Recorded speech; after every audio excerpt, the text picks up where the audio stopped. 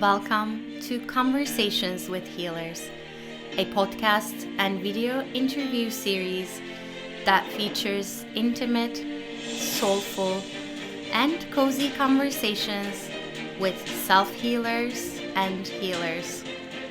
Healer to healer, we dive into all aspects of self-healing and healing, and being and becoming a healer. I am Damla Aktekin. I am a healer and the host of this podcast, and I can't wait for you to listen to this conversation.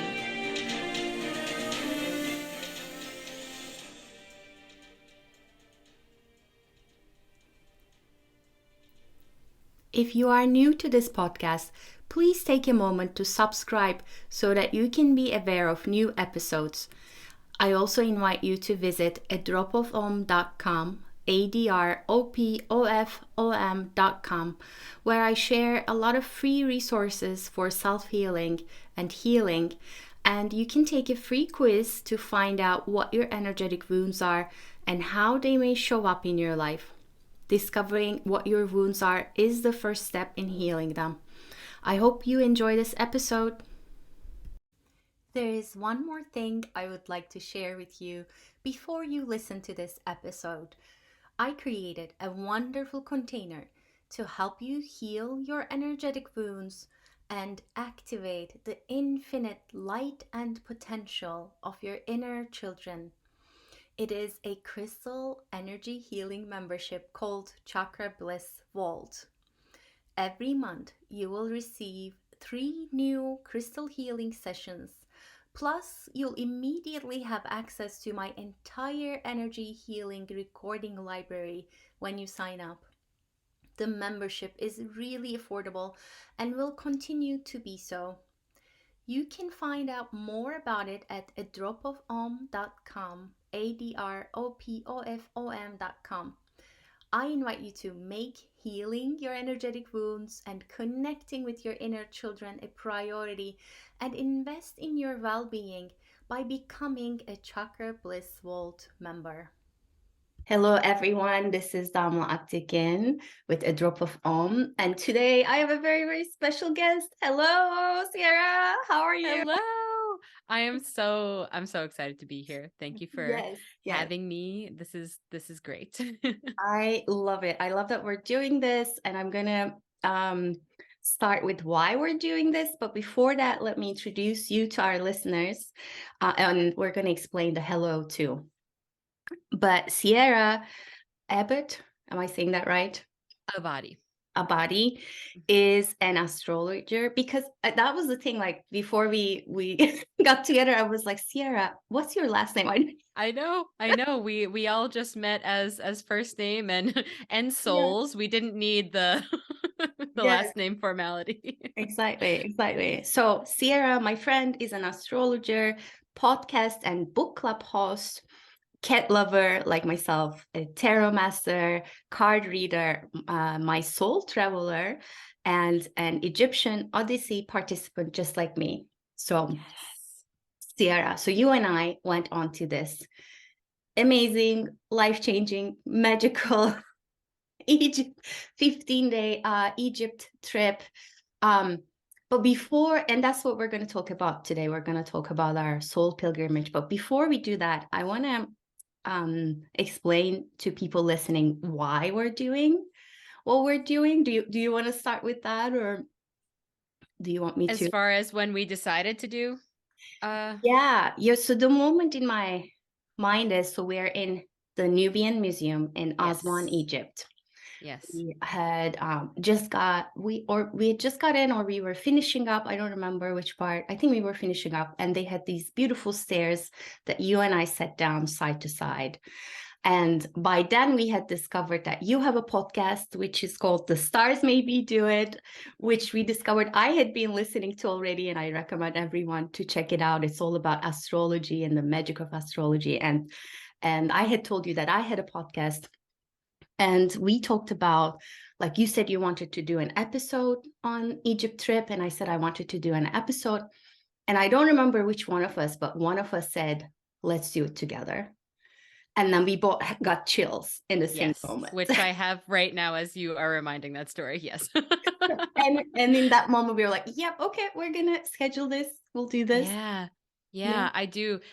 We had one of the most amazing and magical adventures to the island of Philae, where Isis is. And then after we all had it was, it was dreamy to the most basic way I could describe it, as being dreamy. And then afterwards, we went to that museum. And I remember sitting on the steps, and there was a lot of processing that was still happening after our morning adventure. And then it was also a very dark museum, and I feel like senses in a way kind of got dampened in a positive way, where we were just sitting on the steps waiting to get going, and then yeah, having this, oh, I have a podcast and you have a podcast, and my podcast is really based on astrology, and my podcast host and I are very much into all of the mystical, but that's not where our episodes focus. I was like, well, I would love to talk about Egypt. I have to figure out a way how to bring that in. And you were like, well, I'm bringing it in, why don't we do so I'm so happy to get to, basically, I just want to talk about it, because as podcasters we love talking, and I'm really grateful to get to relive that experience. And what I was saying earlier was that I've been sharing it bit by bit with the people in my life, but it's a completely different experience to get to share it and relive it with someone who is there with me, as opposed to retelling. It's almost like re-experiencing in this way. Yes, absolutely. And I think before we get into it, I kind of want to give people an idea of who was there and Yeah. what was it like. And I'll tell my recollection, and you can add Yeah. to it. So in terms of setting the stage, so we went there from the 1st of December to the 15th of December, 2022. So this is just a month ago, basically. Yes. And there were 16 participants, 2 men and the rest of them women, plus 3 guides. We had the owner of the tour, which was this old wise, keeping the schedule, old woman, Egyptian, very fierce. We had an Egyptian tour guide, younger, fiery, but very knowledgeable, and very leadership like.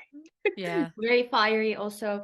And our third guide, who actually brought us all together, was Sheila Hyde, which actually was a guest in my podcast and in your podcast also. Yes. Yes. And I consider her a spiritual guide, a spiritual teacher at this point.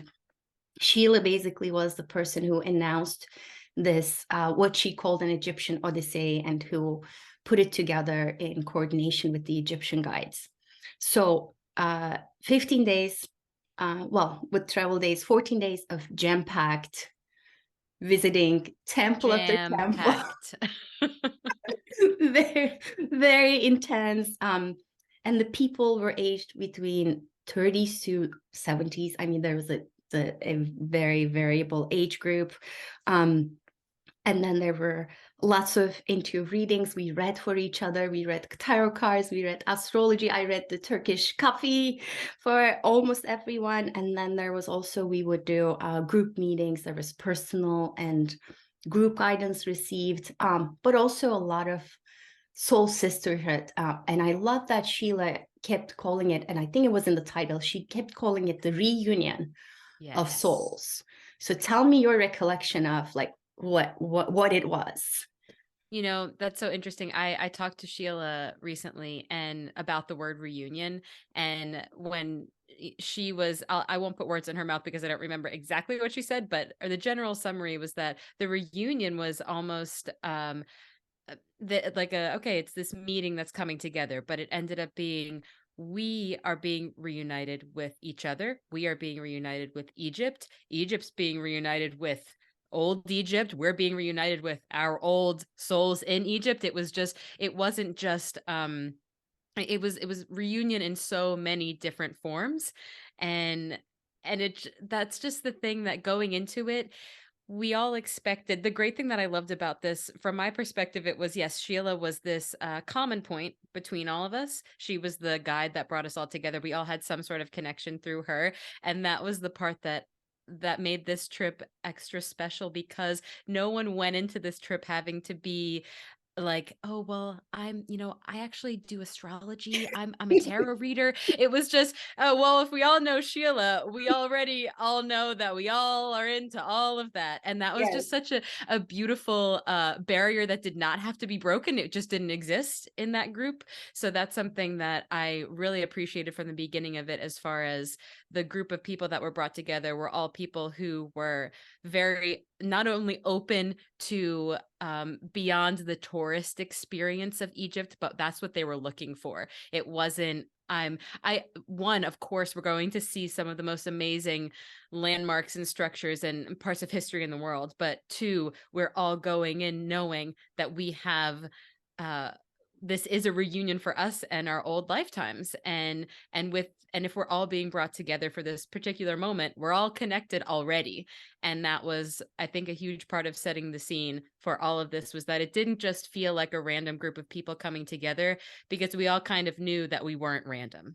Yes, chills. I think this is going to be the theme of this conversation. My last one was chills, chills, chills. I completely agree with you. I think, first of all, like all of us knowing Sheila, we already had the common thread there. Yeah. And all of us having interests in, like, a lot of us were students of Sheila. I'm a tarot and astrology student of hers. I know you are too. And I think there was a trust element for me, like going to a journey like this with her. Like, I knew I would be okay Yes. spiritually. Like, I knew I would Yes. be, it would, at least with her, understanding what I'm going through. But what you're saying is so true, because each step of the way, like we would go on into this underground tomb, and you would come up with like tears in your eyes. You were like, I was Oh, doing it. And we would be like, yes. Or I would say, like, I just had a flash of a past life, and everyone would be like, yeah, yeah, yeah. Like, there was no yes. Yes. questioning, there was no negating, and we were constantly holding each other. There was a lot of, even physically, like holding hands, like hugging, Yes. touching. There was very like a sisterly, motherly kinship thing going on that I can't quite explain in Yeah. logical terms, but it definitely added a lot to the experience. Because let's face it, it wasn't all roses. Yeah. and Yeah. and roses and magical moments. There were really, really tough moments in there as well. So Yeah. I want to go into the most magical experiences too, but what were some of the challenges for you, or what was coming up for you throughout? The challenges, I hmm the whole thing was an experience, and I feel like in all experiences there are the highs and lows of it. I will say personally, I didn't have many lows of the trip, which was, amazing personally. But for the challenges of the trip was, I would say, figuring out, it was very personal. My challenges were more personal. I think that something that I am used to is connecting in large groups of people, and I think that that wasn't some of the strengths of some of the people on the group. And that was a lot of the challenge that many people faced, was this connection, especially coming after these years that we've come after of COVID, of being so isolated, and having so many internet relationships, which I'm forever grateful for. But that's been a lot of our lives recently, and I think that that was a big challenge for many people. But a lot of the stuff for me was a lot of the more personal things, as far as when I was having real experiences. And even though I'm someone who's always been very into a metaphysical world, I grew up with a very spiritual mom and spiritual parents, but particularly a very spiritual mom, and this has been a part of my life forever. But I've never experienced it personally. I always feel it's almost like as if I'm in a bubble in the pool, and I've never felt the water before. Like, I know that we're in a pool. I know that, there's wetness around. I know that everybody's swimming through it. I'm able to move through it, but I've never felt the water before. And this was the first time I've ever felt the water. And that was something where it was almost like, am I making this up, or am I really having this full on experience for the first time? It's like one of the, it's almost like a wish come true in a way, but then you don't know what to do when you actually get it. And I was having actual big experiences, and I'm also someone who very much is the person who needs to, and also puts myself in that position as to being the rock in any sort of intense moments where, okay, I am the one who's the reliable one. I'll make sure that everybody's okay. And I was having emotional experiences where it was stronger than me, and I was crying in front of groups of people. And I can't tell you, I could probably tell you on one hand the amount of times that's happened. And it's not because I would definitely consider myself an emotional person, but not an emotional person in front of groups of people, because I'm normally the one who has to keep people together and be that strong person. And that was a big, I mean, challenge in a way, but also that was a different experience for me, is actually feeling these really strong and really emotionally strong moments where I was just suddenly crying in front of groups of people. And also these messages that we'll get into, but these messages that I was receiving kind of, that made me realize that I'm much more important than I let myself believe and say out loud to others. And it was almost like an ego battle in that way too, because I think there's a fine line between owning who you are and also being egotistical. And that was something where I was kind of getting really important and powerful messages, realizing how important my life and my journey this time around are and have been before, and finding my place there. It was a lot of personal challenges, I would say. Mm. It's funny. I'm of course getting chills, but I'm smiling because we are today recording this on the 6th of January, which is the Cancer, the water full moon. And of course, we're Yeah. talking about water. And I'm also Yeah. smiling because I know that you have a Capricorn and Earth moon, being Yes. the practical person Yeah. emotionally for the people around you. So I love that happened for you in a way that you felt being held by the group. And I've seen you do that a couple of times in the group too. Like you were able to share a few things because it felt safe, or that was my Yeah. impression. Yeah.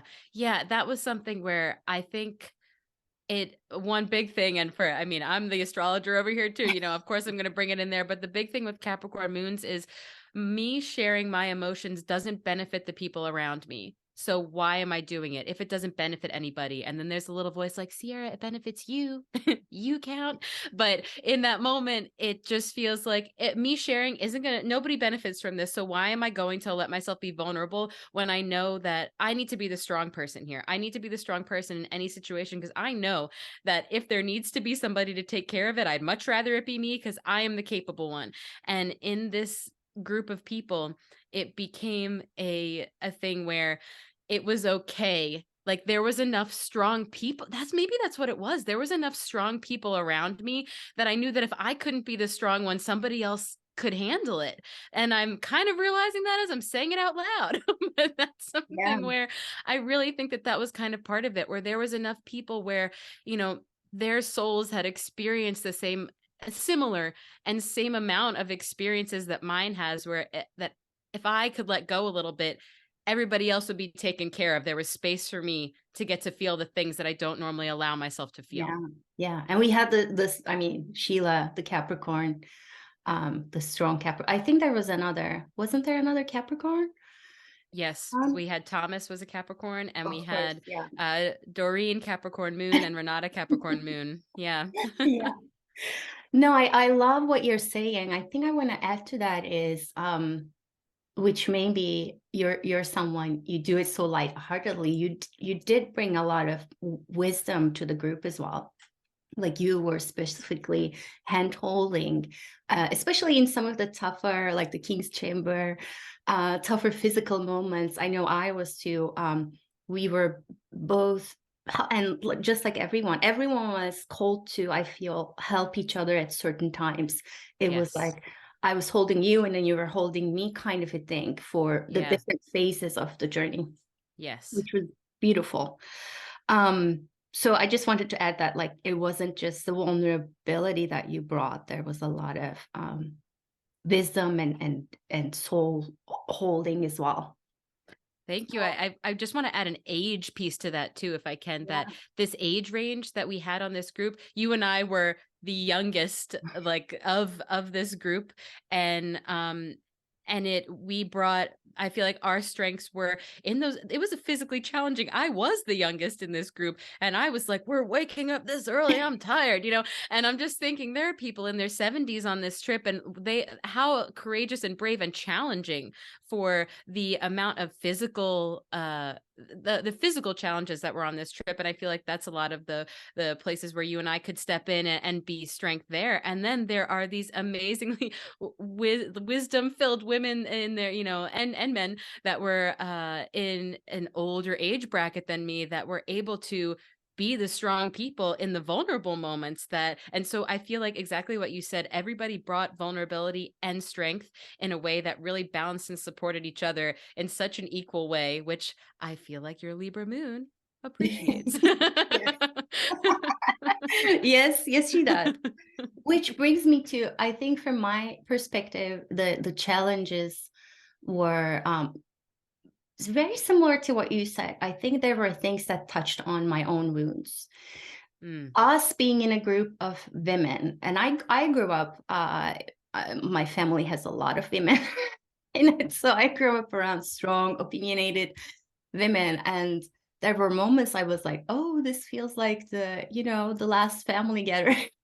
Or yeah. someone would make a comment and I would be like, oh, I'm looking at my mom like right now. So I would feel a lot of the energy of things that had previously and sometimes continue to bother me. Yeah. And me being an Aquarius, I'm notorious about, like, I don't like being told things. Yeah. And there were a few moments of that, which I didn't take as unkind. I took them as kindness and everything. But what they were doing was stirring things up inside me. And Yes. my challenge was to be with that. And not only that, there was some like lingering things coming up that I wrote about. I wrote the story of Egypt, which I'll share below. There was a moment where I got lost in the Cairo Museum, and like a past life memory of abandonment came, which I needed to be with.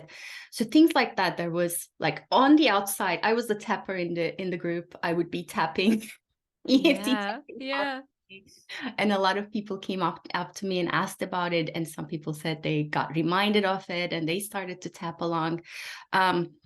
There was a purpose to it, though. It wasn't just give myself the nervous system support. I was feeling like I was processing a lot. Yeah. And the physical aspect was we were waking up like 5 a.m. almost every day. One day we woke up at 2 a.m. and we were up on our legs almost the entirety of the day, going from temple to a shopping place or the museum and this and that. There were a lot of physical elements, which also brings me to, I think one of the things we were all learning there was okay, there's this discomfort, there's the pain in for some of us had swollen legs and knees and issues, like actual physical issues. There was a lot of digestive issues going on. Yeah. And I love that Sheila gathered us on the second day and she said, look, this is an Odyssey and shit is going to come up. Yeah. Yeah. And that to me was very helpful because it just made it a part of the journey to be with it. Yes. Just made it Yes. like naming that as that, like all the shit, meaning all the karmic stuff, all the places in us that we haven't really resolved yet. We haven't learned how to show up for ourselves or others yet, is going to keep coming up.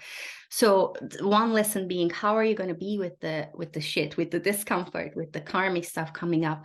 And then for me, coming back to tying it to what you were saying, what you felt comfortable with, I'm a hermit by nature, and me being in Aquarius and going through the pandemic, like at the end of the first day of us being together, even the first dinner, I was like, whoa, energy, people, Yeah. Yeah. things. So at the end of the first day, I had to go to my room early and just, you know, Decompress. balance, find my inner Libra balance. And Yeah. then I got used to it gradually as I got to know people a little better. So that's the other end of the spectrum where what I was moving through was, okay, so the discomfort I'm learning to be with. And then when I face when I find this love, connection, openness from these people, and beautiful conversations. So how do I stay open for that as well? So Mm-hmm. not just the quote unquote bad stuff or challenging stuff, but the good stuff. How do I stay open for the good stuff without going into the shell of the crab or the hermit position? So that's what was challenging for me too. In a I lot. love I love that the commonality there between our challenges is that I can just see the really important kind of push being that we were in a really trusted, safe group of people, group of souls that made us want to work through those hard things where I had to try more than once the first time that I shared what was going on, the experiences that I had with Sekhmet. I felt horrible afterwards. I felt completely disgusted having shared something so openly and vulnerable. I was like, don't ever do that again. And I was like, Ciera, what's wrong with you? Like, you want to share. Like, why are you having these reactions to that? And then there came like the next time where I had an opportunity to share, and it came out in literal sobs, and it was so cathartic, and it was so much more healing because it stopped being like a performative, this is what I should be doing in this group of people, this is blah blah blah, and it was much more feeling through it. And for you, it seems like with the I want to be open to the good stuff too, and that's such a in that's more of like a social, and mine's more of like the heart space of, if I open and let the vulnerability in, a huge part of my journey was finding joy. And if I don't open and share the deep, more sad and not even sad, but just heavy emotions, then I also can't let in the light and happy. And it just seems like that too with, if I don't, find my way of being in these groups of people, then I don't get all the good stuff that comes with these groups of people. So it seems like Yes. there's a parallel in that way. Yeah, I mean, in the sense that yes, we will be with all the shadow, all the emotions, all the Yeah. things that come up, and then can you equally be with the joy? Can you say Yeah. the joy? Because that's vulnerable. I mean, Yeah. just showing yourself and letting someone else show themselves to you. That's very, very Yeah. vulnerable. Yeah. Uh, I want to get to the magical stuff, but I also want to. I think what I'm guided to touch upon is I want to speak about my intention going into Egypt, but I want to hear about, like, before all this, before we Yeah. knew what we were going into, was there an intention in your mind or something that you wanted to work through, or bring into the trip? Ooh, that's a great question. I had so many universe coming in and slapping me in the face moments of going on this trip. And so I was getting hints, and I'm like, I'm listening. I hear you, world. I see all the random Egyptian things in places where there shouldn't be Egyptian things. And so I've always had an interest in it, but it was more like an annoying enough of a little like tapping where, okay, yes, I'll go. And it didn't feel as monumental as I feel like some other people. I knew it was going to be important, but then as the day approached, I was kind of having these feelings of, I both am really afraid that I'm going to touch some ancient like obelisk and gain superpowers. As I'm afraid I'm not going to touch some old obelisk and gain superpowers. I was I was having this dynamic of being like, what if I touch something and I suddenly can, have crazy intuitive superpowers, and what if I go there and I don't? So that was what I was working through. And I guess the going into it, I was just so excited to go to Egypt. I was and I also I'm coming from France. I wasn't going on this crazy overseas journey. It was a 5-hour plane ride, which is long, but nothing in comparison to what so many other people went through. So I feel like I only had 1 hour of time difference to get used to. I didn't have that really big anticipation of this being such a different part of the world as I would have had I gone on this trip when I was still living in the United States. And so I think that it was more, I knew this was going to be a spiritual awakening. And I was both afraid of that and afraid that it wouldn't happen at the same time. Oh, I love it. Which it did happen for you, which we'll talk about. But Yeah. I love that you're mentioning that equal parts, push and pull in a way, Hmm. which was similar to what I experienced. My intention was just one thing, which is I have been going through this inner mothering journey for myself. And it's not just this lifetime, and it's like there's no blame or guilt attached to it whatsoever with my blood or soul relatives, but it's just been something I felt was lacking in my life, is this feeling of just being held in this unconditional love. And it's not like I don't have love, but I need to have that inside of me, if that makes sense. So my intention was to, first of all, Egypt felt like just such a divine mother goddess land, even before I, decided on this trip. And it felt like that would be the place. And as I began to, there were a series of dreams and synchronicities, which I wrote about. I'm not going to go into now, but let's just say similar to you, Egypt was popping up more and more and more for me. Around the time I was getting more serious about this inner mothering, and my intention was to connect with the divine Gaia, divine land, divine mother, and all the other representations of the divine mother energy there, which, I mean, the temples hold people. So their representation, all the different figures, figurines, like even Osiris has a very feminine look to me. Isis, the loving beauty and divine mother, of course, Sekhmet being the fierce mother. All of those symbols of the mother energy were calling to me, and my intention was to not just connect with them, but to awaken that in myself, which actually happened. But Yeah. I, again, like you, I didn't know if it would, but I just had this calling and just this pull to Egypt. And I think something about the group being led by Sheila, I mentioned before, our two other guides who were Egyptian, were also women. We had a majority of women in the group. So Mhm. I think that was also something I needed to visit and revisit, if that makes sense.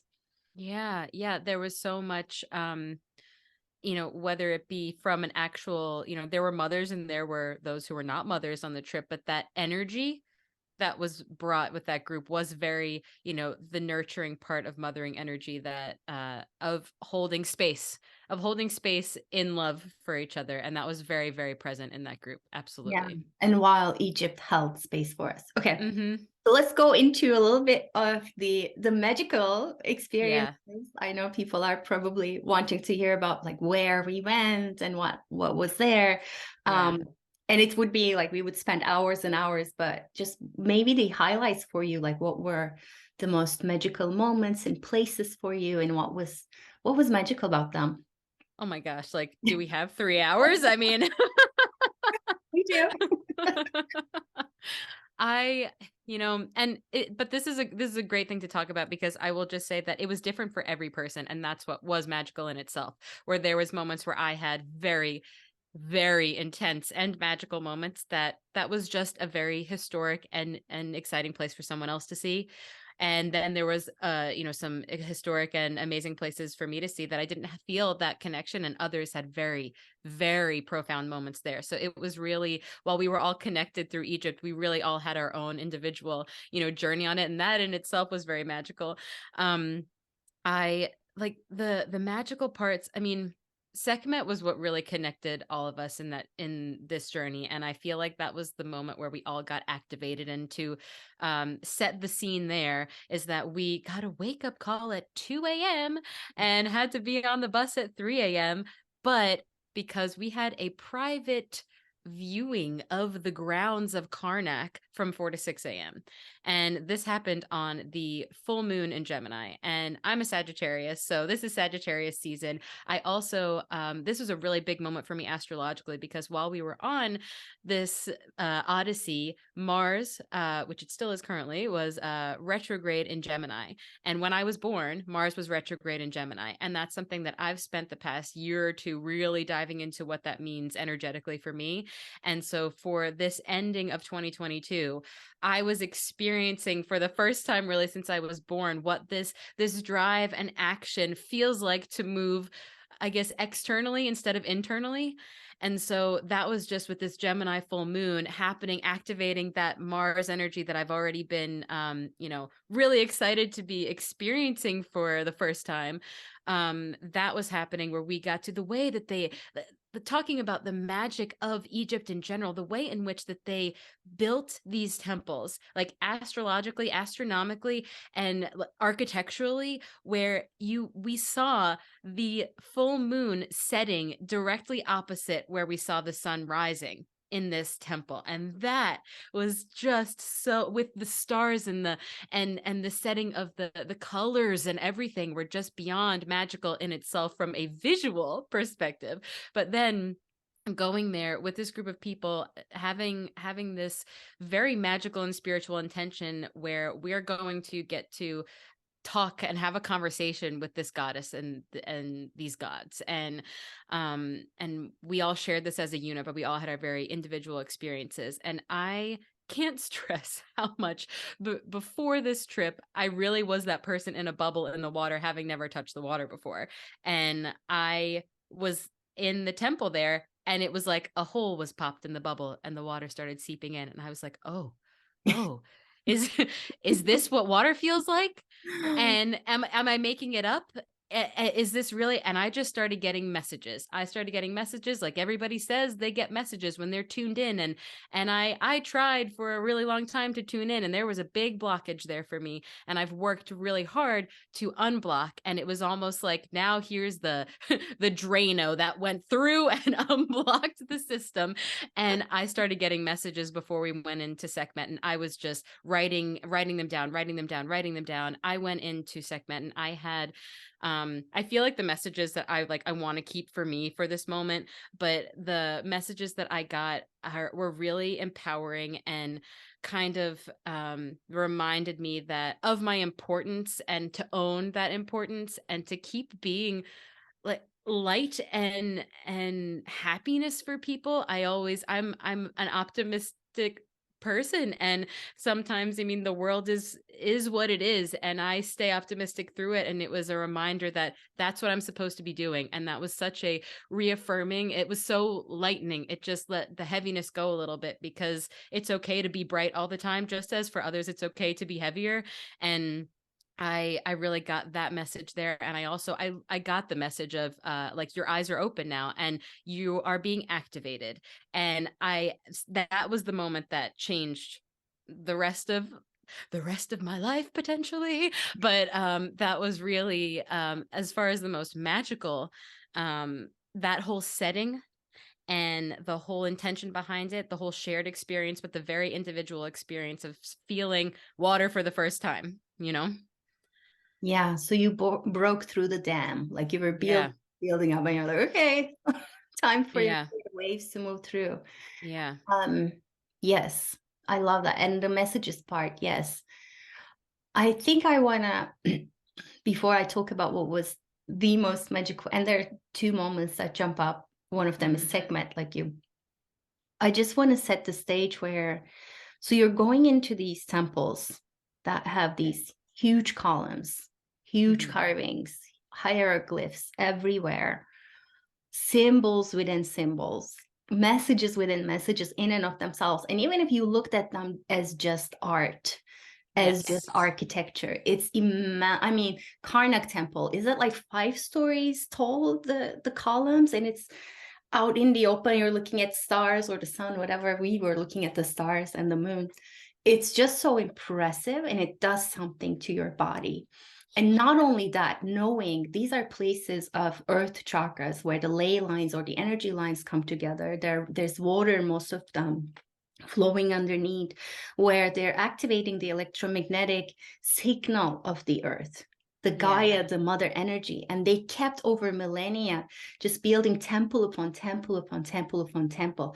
So what we were visiting as an ancient temple was just the last iteration of what has been going on there for who knows, centuries, for who knows how long.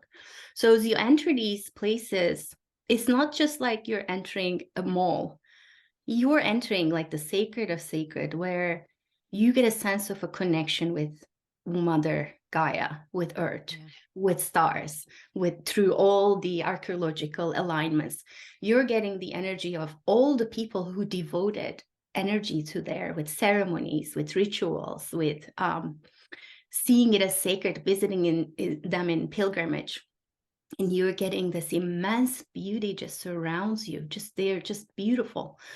So just walking through the temples themselves or the pyramids, even looking at them, the first day that I arrived, our hotel, my room was overlooking the pyramid. I just sat on the balcony and I cried because like the energy I felt was getting together with a relative.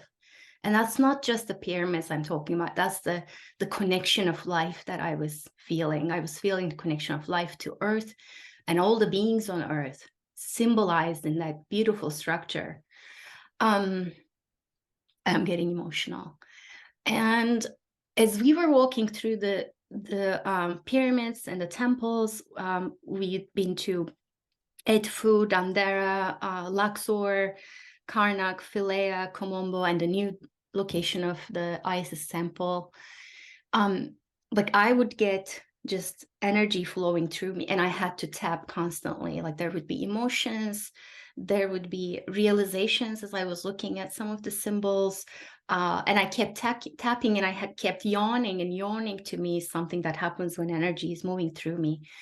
And oh my God, like guidance upon guidance. I'm already clairaudient and clairvoyant. So even just sitting like across from the pier, and they were at a distance that night, that first night, I had a very powerful dream that told me about my work. And I'm not going to share it here now, but it was very significant. And then dream after dream after dream throughout the journey, and they keep coming after, and they had come before too. And in the temples, there was a sense of just connection to myself and connection to life. A lot of us had, we would take these pictures and there would be these like light coming out of nowhere. In the Karnak Temple, we took pictures of the moon. Oh my God, I mean, the moon shining, the electromagnetism of that place. I don't know what it is, but I've never taken a picture of the moon like that. It's just like shining out of the picture. So there were all these things happening. And I think it was an invitation to be with that, to open to that. One of us, Jinan, had talked about, we would always often joke that like we are such a non-Muggle group, if you know Harry Potter, which I know you're a fan. Oh, yes. Muggle is the person who doesn't believe in magic, but we all believed in magic and we were all experiencing it on a deeper level. And Jinan said something to the effect of, people can take the trip, but they may not be taking the journey. So I think the huge difference there was we were open to these different layers of experiences and multidimensionality coming through. So my big thing, biggest, I think, was in visiting the Karnak Temple and going into the presence of the Sekhmet, black, beautiful lioness head and the woman's body goddess. We got into the presence of the statue.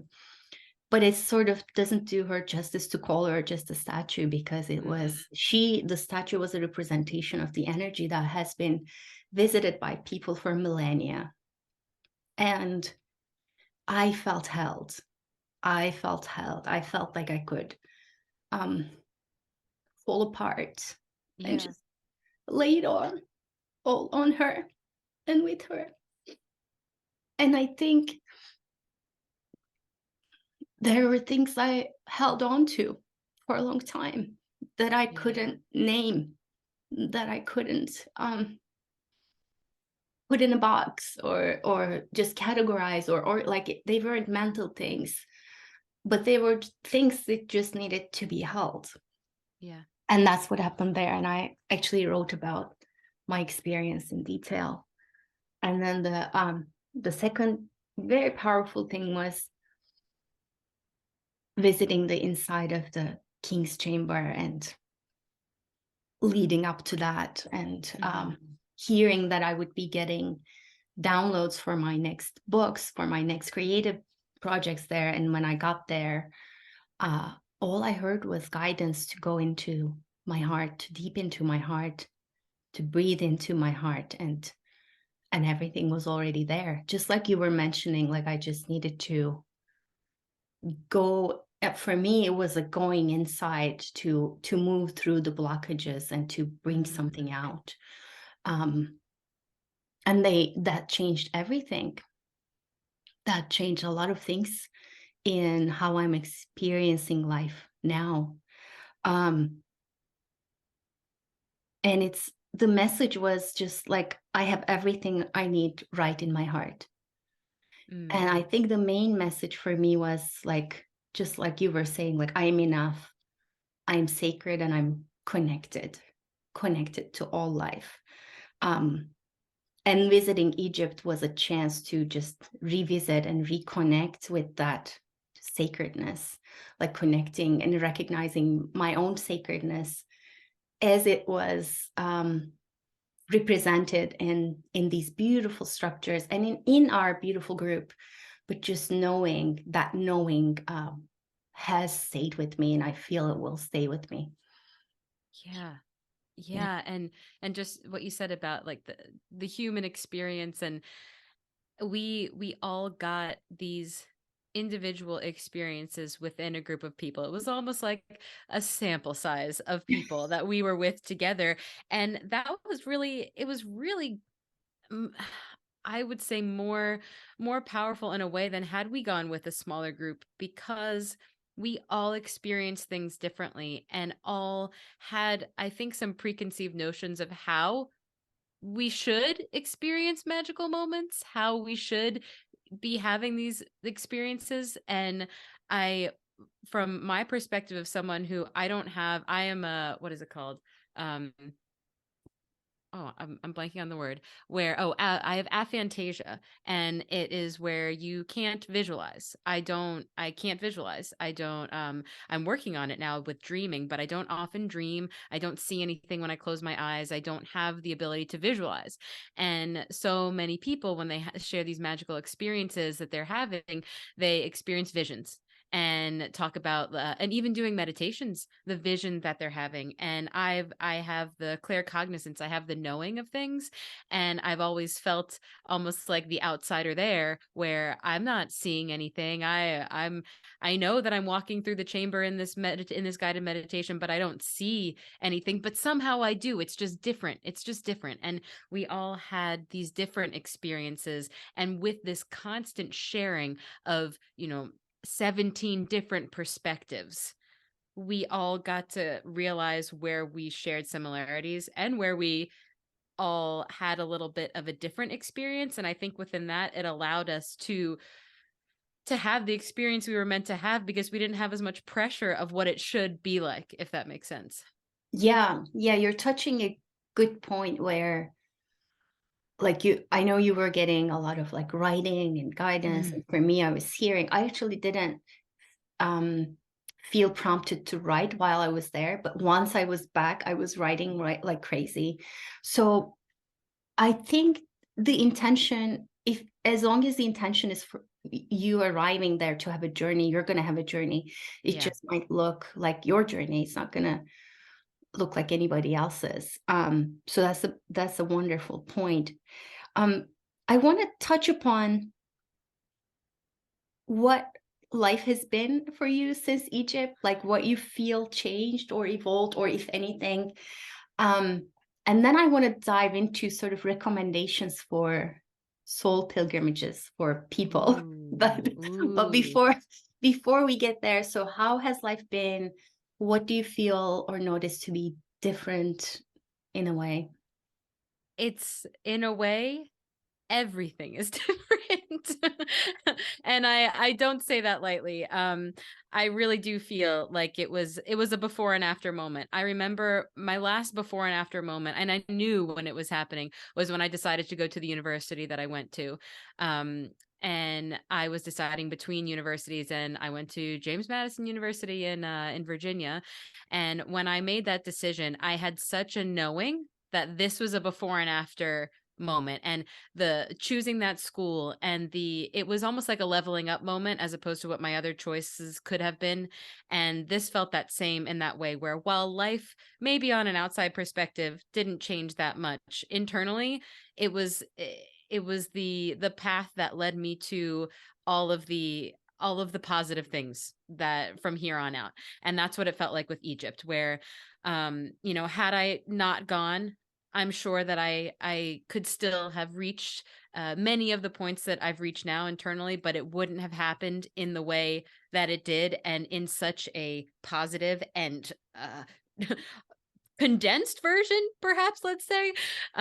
So I would say everything internally feels different. I still am me. I feel like I'm seeing things through a different lens. And the biggest thing that's changed for me is now I'm swimming. I'm not in a bubble anymore. And so I have been doing channeled writing, and I've never had an experience like this before. I'm someone who's always believed in this, given I've gone to mediums. I know that there are people with these abilities, and they're able to tap into these energies. And for the first time ever, I feel like I'm getting that, and I'm getting it really intensely, really all pouring in at once. And that was my another to tap on real quick to a another magical moment that goes along with this, is that the first meditation that we did, we were literally right next to the Sphinx. We were not the people walking around the outside of the Sphinx. We were the people that got the gate opened for them, walked down the steps, and got to touch the Sphinx. And we did a meditation in between the paws of the Sphinx. And for two cat lovers, that was exceptional. But when we did that meditation, the message that I got was, I am the record keeper. And I thought, oh, how fun. I love being the one who's documenting things. I've always journaled my whole life, and I love taking pictures and documenting. And so I just thought, oh, what a cool message for me. I'm the record keeper. And then we were in the Egyptian Museum, and we're walking, and I had this huge intense headache right across like the crown of my head, where you'd like wear a headband, and third eye. And I just said to myself, I don't know what's happening, but whatever we're about to see next is really important for me. And we rounded the corner, and our amazing Egyptian guide just goes, and this is the scribe. And I was bouleversé in French. Like, I was just I don't even know that, like, completely almost like struck down at that insane realization and emotion all at once, the scribe. And that was just, it made so much sense to me that I know that I'm a scribe. And I also, I felt like since I've been having these channeled writings since being back, I don't know if you've seen the movie Signs from way back when, but essentially the little girl character, she's drinking water, and she puts but she's like, no, this water tastes bad, this water tastes bad. And there's just glasses of water all around the entire house, and it's not an important thing. And at the very end, they realize that water is what can hurt this alien, and that's how they can survive. And there's just glasses of water all around the house because of this, like, this taste funny moment. And I just have been getting these channeled writings where my journal is, I'm already going through journals now, and I'm looking around my shelves. Of my entire life, I've collected journals. I have journals on every shelf in my apartment, in my parents' home, in the basement there, in the attic, in the basement here. I am a journal collector, and I go through them, but not like I've gone through them since I've got home from Egypt. And I felt like that moment from Signs, where you just look around at all the water glasses, like, this was the purpose this whole time. And I ran out of ink in my pen. I have to go to a new journal now. That's been my biggest after, is that I have I'm tapping into this this energy source where I feel like I'm getting messages from my guides. I'm working on getting messages from other people's guides, and that is something that I've always believed in, but kind of never thought it could happen to me. And it was, yep, I touched the obelisk and I got superpowers thing. So I really do. I think, and I think that part of it too is this beautiful story of, I put in so much work without ever having the guarantee that anything like that would ever happen. But just like, I know that I need to work on tuning in. I know that I need to work on honing my skills. I know I need to work on owning that my journey is different from everybody else's journey. And just, if I don't visualize things, if I don't see things, if I do things in a different way, it doesn't mean I'm any less magical.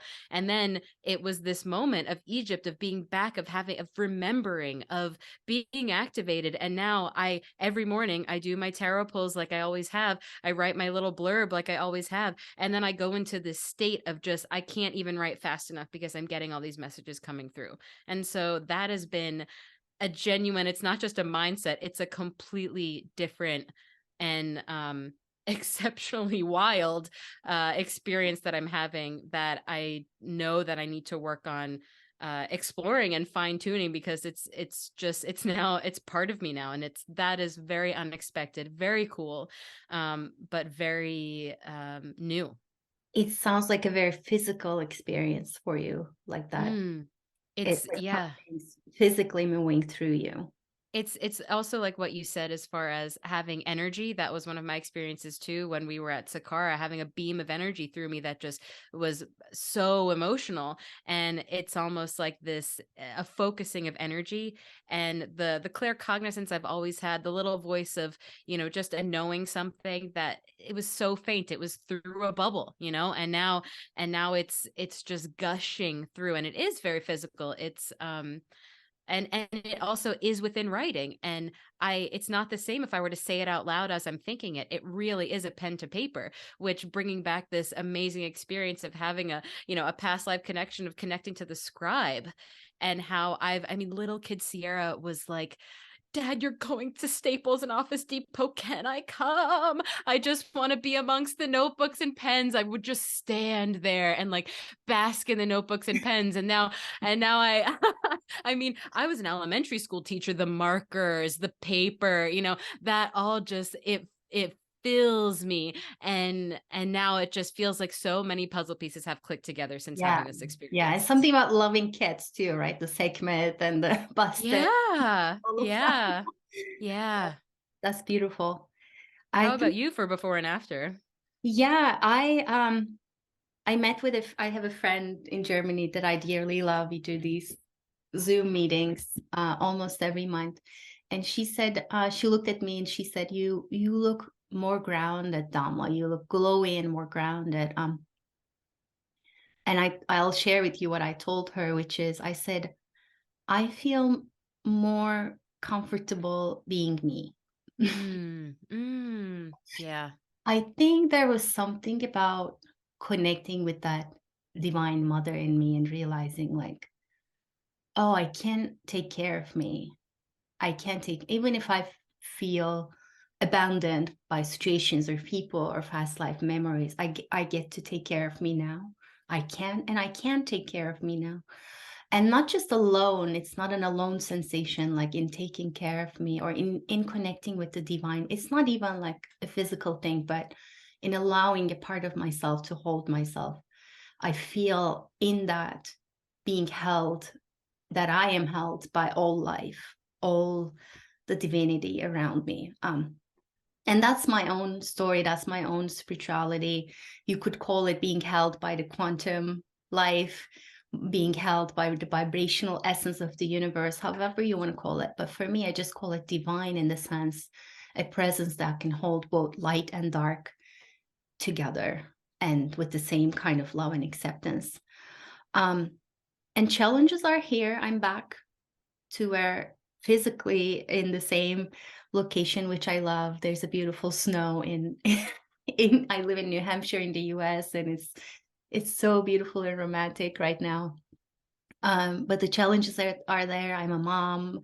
I have a beautiful relationship with my husband and my family, but I am different.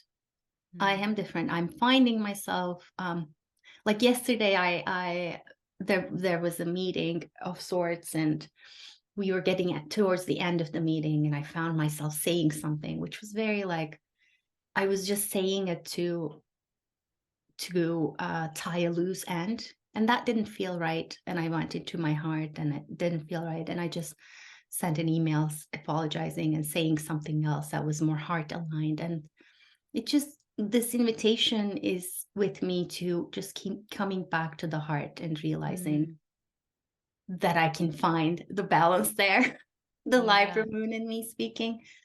And that's huge. That's huge. I'm finding also an incredible amount of clarity and focus in my work. I just went through doing my yearly goal setting, and I do it on an Excel sheet. Me being an Aquarius, I don't, it's a sheet with numbers. But I looked at the past few years. The main intentions that I'm pulling through now are there, but they're sort of hidden between the scatteredness. Now I feel like very laser focused. I know what my next project is. Like when you go to Egypt, to these sacred temples, and you keep having dream after dream, and you keep hearing message after message after message, you're going to write your book. Just sit down and write your Yeah. book. Just sit down and write your book. So it becomes very clear what Yeah. what's What next. the next step? Yeah, but even beyond that, there's a sense of, oh, like I've accepted this calling of being a healing presence in the world, um, being the person who wants to remind people of their inner potentials, the potentials of their inner children, and how to activate them. That's all beautiful. But also, I'm realizing now, having done this trip, and there's another journey parallel happening to this, which is I am going through astrology training, going through that. It's like I'm finding a lot more connection deep within to sustain and to nourish that calling. Mm. I think I always had the calling to serve in the way that I serve, through this podcast, through my healings, through my online programs, through everything.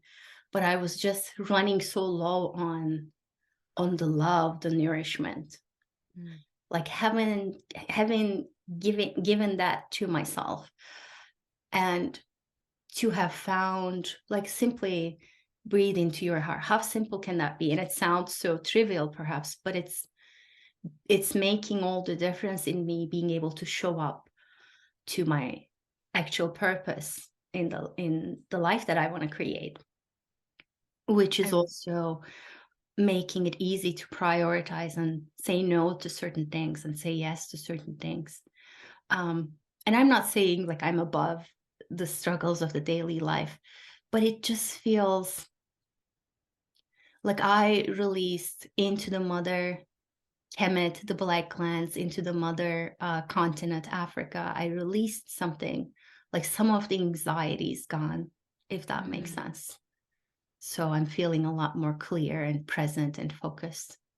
I like that you release something, and I almost feel like I picked something up in a way. And but I completely, what you said, above the daily, the daily struggles, the daily the mundane parts of life. I feel like that's part of this after Egypt journey, because I I think part of my journey is being the liaison between the muggles and the wizards, let's say. And I always have been a magical person, but a very relatable everyday person as well. And I think that this was my really my reminder and my kick in the butt to keep going with this path, because it's very easy and very comfortable to fall into, I'm an elementary teacher. I was an elementary teacher when especially during Mercury retrograde, when we're talking retrogrades and it's Mercury retrograde and Capricorn, talking about, any sort of career and job and all of the things. And that was my Saturn's return as well, was exiting the teaching world.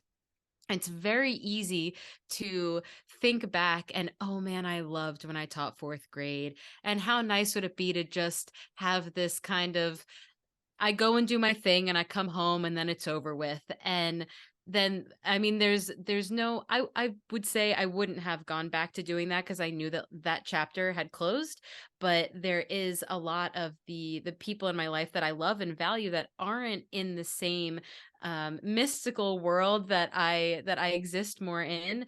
It's very it feels repetitive, and that I have to continually explain, oh no, I'm actually an astrologer and I am a tarot reader, and oh, it's okay if that's not something that you believe in. It's actually not really something to believe in or not, but that's a different conversation. And it just was kind of a reminder of, you have to keep having these conversations because you are that liaison between the the muggles and the wizards, and also the more that you talk about it and the more that you value what each side has to offer, in a way, the more you can help each other appreciate each other. I think that we're, a huge realization that I've had from this Egypt trip is that I am a soul having a human experience as opposed to I'm just a person. And my human experience right now involves a lot of the practical. I'm an expat. You understand this very well. Neither of us are living in our home countries. There's administration stuff to do. There's paperwork, and that has to happen regardless of this amazing spiritual experience that I've had. And so I think part of the challenge, it's both more challenging and more fuel in the fire to keep going now that I've had these amazingly magical experiences. But also, once you're in this amazingly magical experiences, you don't want to have to deal with paperwork and stuff. You just want to do channeled writing and just spread the message. And so that's part of, I think, the lesson of all of this is, now you've been given this awakening in a way. You need to do it and you need to use it well, but you also, with the understanding of the parameters in which this human experience is in, how are you going to do that? That's the challenge. And that's what I've been feeling recently too, with the people in my life that I love so much, that this is a big deal for them. This might not make sense yet. This is not part of the logical scientific world.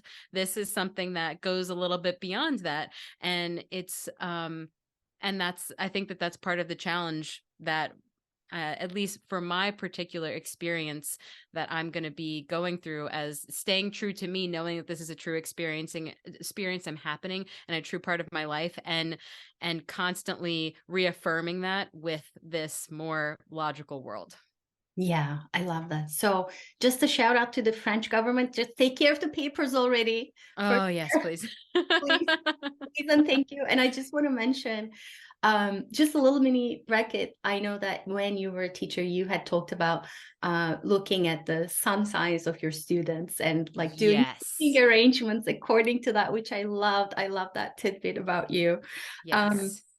And I love what you said about like going back to quote unquote real life, which is like when you visit a place like Egypt, I think there's a veil that like there's us, the physical world, the paperwork, and then there's something else. Yes.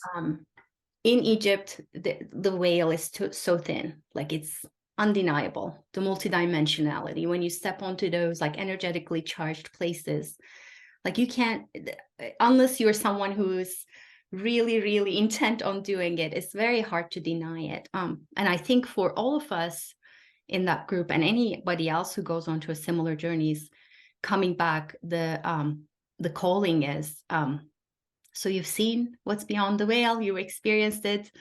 Now it's your job and purpose to bring it back to life and to realize, even in the mundane, there's something else happening. There's another layer. There's a karmic layer. There's a past life or present, future life layer.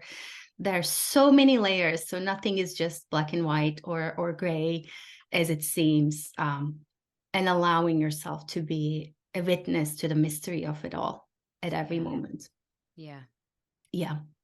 Which brings me to So I know that everyone listening is like, yeah, Dalma, yes, Ciera, but how much was this trip? Like, how did you go? How did you manage all of those? And I think before we even go into the recommendations, I want to invite people listening, or everyone listening, to just realize that you can take a journey anywhere. You can take a journey walking in the woods, walking in a park. You can take a soul journey just very purposefully, even sitting on your couch. It doesn't have to be this huge, big trip. If you're able to, ready, willing, able to do it and to resource it, something like a trip to Egypt, to Stonehenge, Machu Picchu, I don't know, whatever is calling you.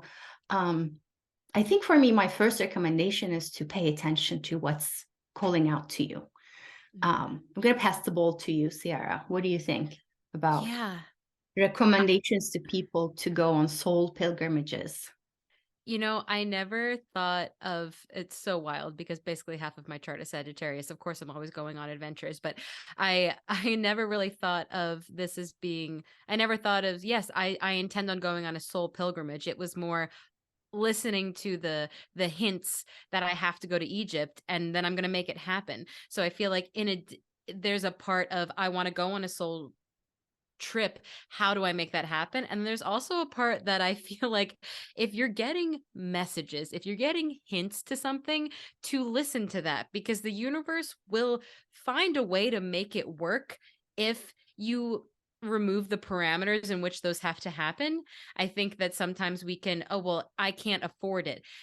That's something where it's a real issue, that's a real life tangible issue. But if you just say I'm getting hints to do this, I getting hints to do this, I would say just listen and put it out there like, okay, if I'm meant to go on this, I'm open to finding a way of making that happen. And also on the other hand of it, which we can get into at the end, but I do these book clubs where I always choose a magical book where I do both nonfiction and fiction. And the first book that I did for this book club is called A Year of Mystical Thinking by Emma Howarth, and it was like described as Eat, Pray, Love for the rest of us. And she went through a year of making life magical again, but all pretty much from her home. And it was the intentionality behind it of having this really magical experience. And I totally agree with you that I don't think you have to go anywhere. I think that going somewhere, exactly what you were saying about the temples, there's this energy that can't be denied, but I also think it's a change of setting that makes us more open to a lot of the messages that we're hearing because we're not in our everyday life. So I think you could do that in the woods, but I also think that as soon as I came back to France, I was like, there are so many magical places in France. I need to go find some of them around my little area. The United States, oh my gosh, the amount of magical places in the United States that I just was blind to because I grew up there. And there's really are very feasible magical places that you can go to have an intentional experience. But I also think that you can have one from your own home if you make it a priority. And I really think that we all, like, whatever that little voice that's whispering, like if it's saying, Vermont, I wonder why I'm getting a hint to go to Vermont. Go, what are you going to lose? Go to Vermont and see what happens and make it something intentional. I think that that's a really important thing, is to listen. That's funny you say that because I am going to Vermont in June. Oh, to meet with my astrology group, astrology I was student here. picking up on it. Of course you were. And absolutely. I mean, there is an American Stonehenge, just like a 45-minute drive from me, which is an old stone structure. And I go there, I take people there sometimes for intentional visits. There's, of course, Grand Canyon, Sedona. I mean, so many things in the US. I'm going to see if I can share a list of all the earth chakras, all the sacred places. Of course, there are places in Turkey where I grew up. There's Hagia Sophia, Blue Mosque, so many temples, Göbekli Tepe, and all of those. I think I want to add to that, though. I think the other special part about this trip was the people. So finding your own soul pilgrimage with specific groups of interest, perhaps, or whatever group you're drawn to.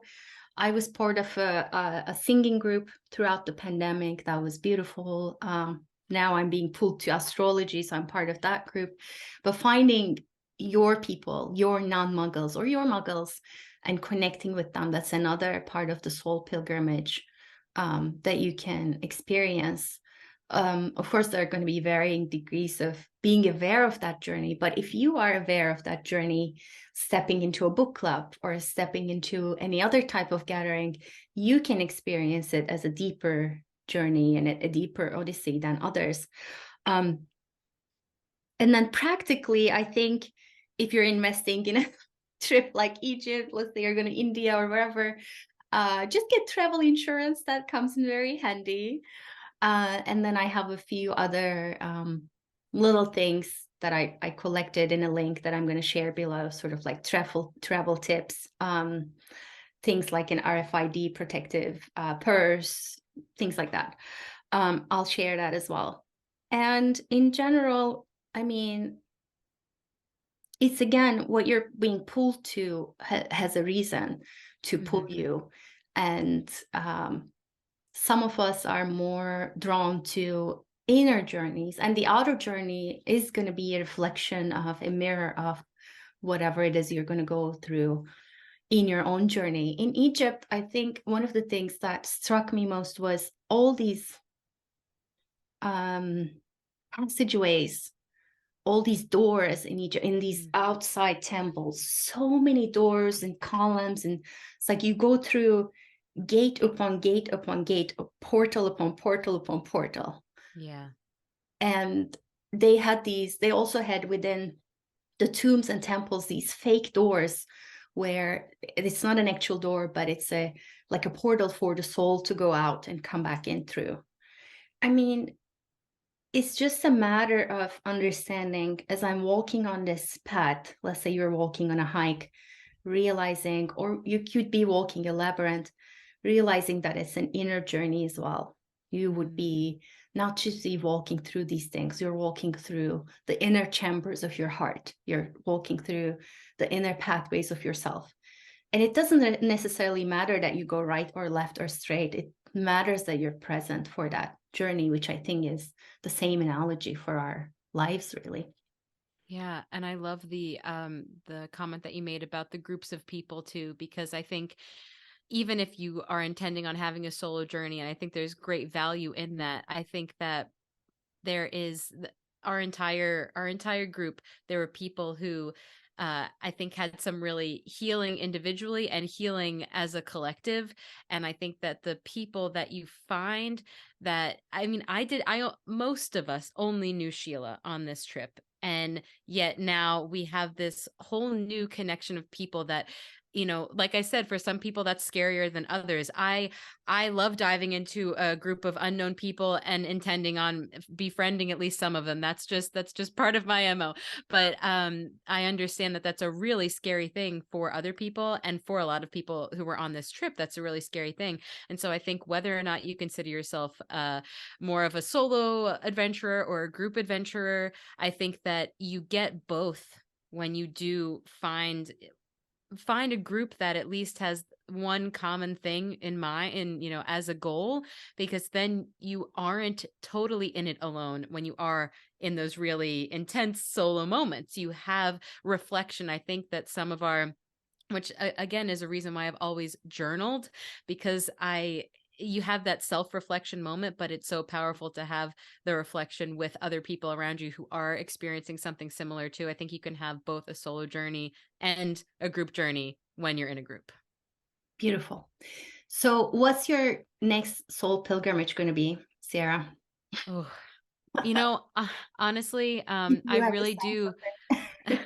I don't know what the next journey. I'm looking into taking mediumship classes. As far as that's not necessarily a journey of my physical self, but that's something like a new learning journey, in order to learn some more tools and figure out how to figure out everything when it comes to this new writing channeling that I've been doing.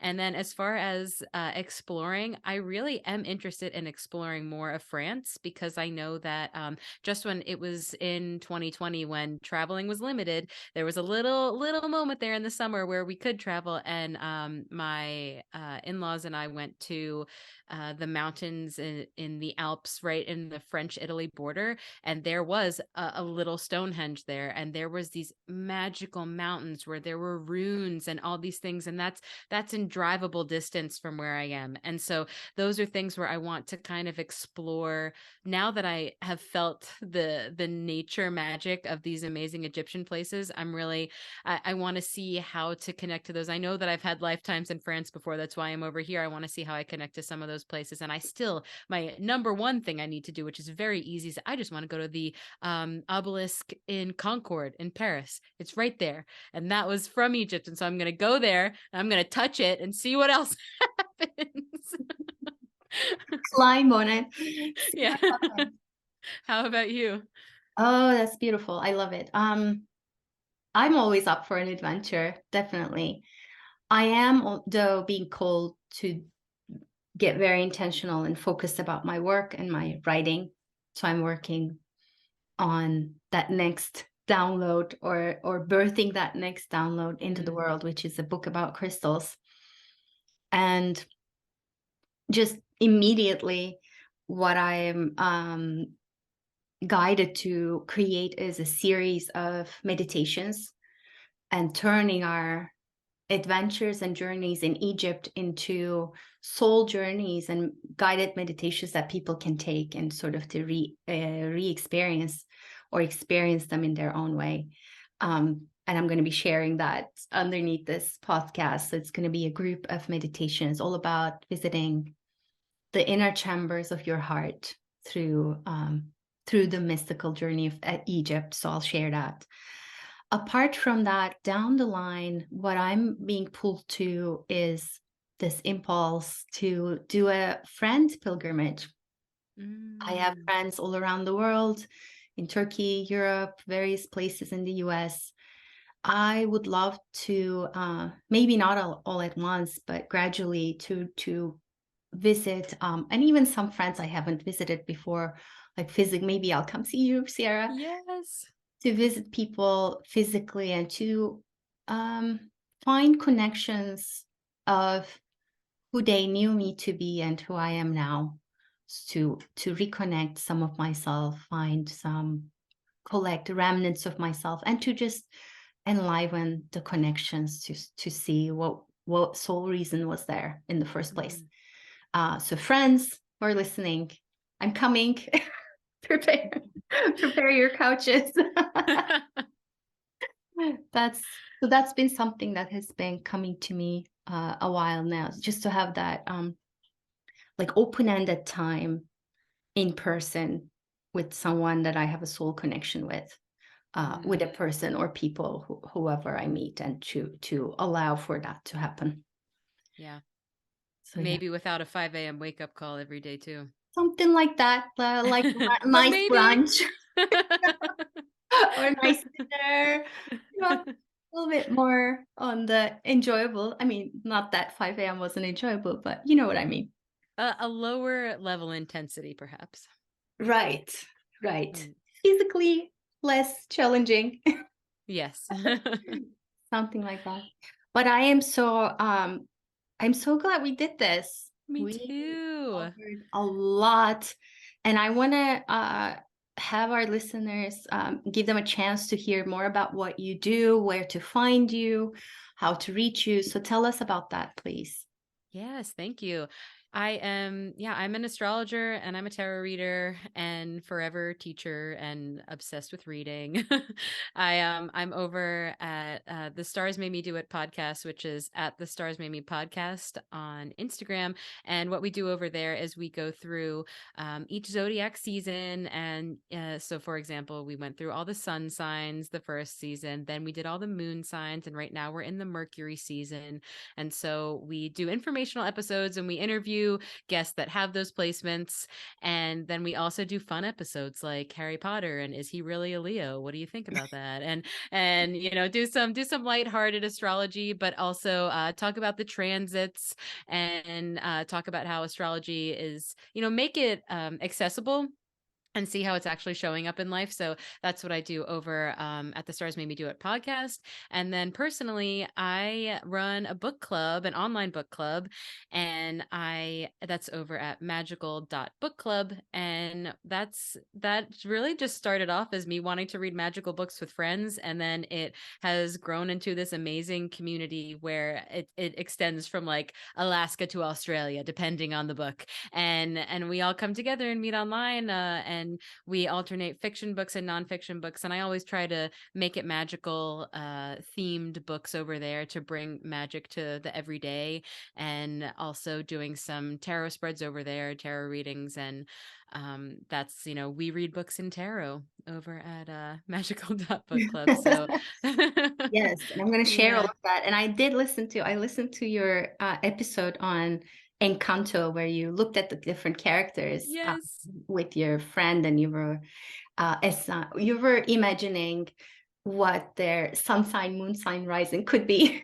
Yes, yes. Which is really fun to listen to. So I Yeah. could do Yeah, that. like Hocus Pocus, talking about the characters from that. And also I'm a huge reader, so a lot of the books that I end up doing for Magical Book Club, I will talk with if one of my co-hosts has also read that book, we'll go through in those characters. And it's fun, but it's also a really, I mean, part of astrology, and the reason why I love astrology is because it helps you understand yourself, it helps you understand the people around you. I think it removes a level of judgment that we could come predisposed with, where it's, oh, this person has this placement, this is the way in which they communicate, this is not anything to do with me, this is the way in which they communicate. And so I feel like that kind of analyzing of the characters in books and the actors in TV shows and movies is a really fun way to kind of pick out, oh, this is this astrological trait that could be portraying itself this way, which with more and more understanding of that, I think just helps us with interaction in the everyday world, and is also just really fun. And I'm a Sagittarius stellium who's looking to have fun. Yeah, So of course. I'm right there with you with my Sag rising. yes. So, in short, we are inviting everyone to go on their own soul pilgrimages, however, Yeah. wherever they're called to. And I am going to be sharing this group of meditations all about Egypt, all about this trip, so you can get a taste of what it would feel like for you, and you can go into your own magical soul journeys with those meditations. And then you can, right after you do that, you can jump onto Ciera's podcast to learn more about astrology, and she has really fun conversations about that. And I actually love your tarot spreads on your Instagram too, so we're going to share that down Thank below you. too.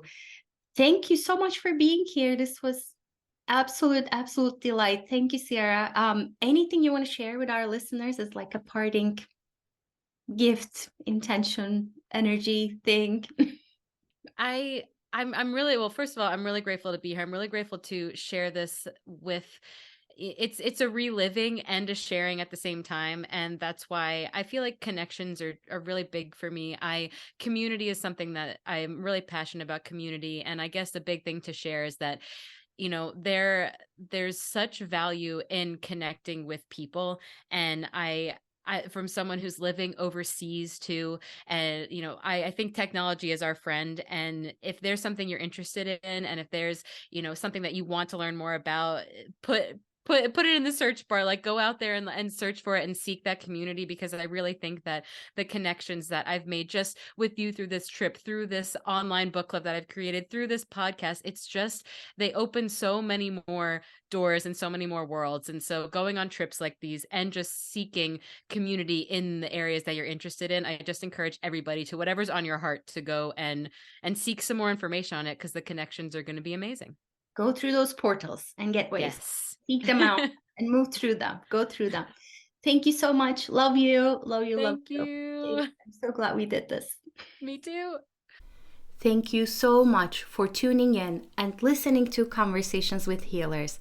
If this episode spoke to you in any way, Please leave a review or comment, like or love it, and share it with others in your life. This is a true soul love project from my heart to yours. I really appreciate your help in spreading the word.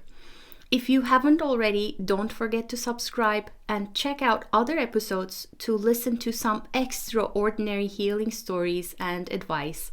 Have a beautiful and wonderful day.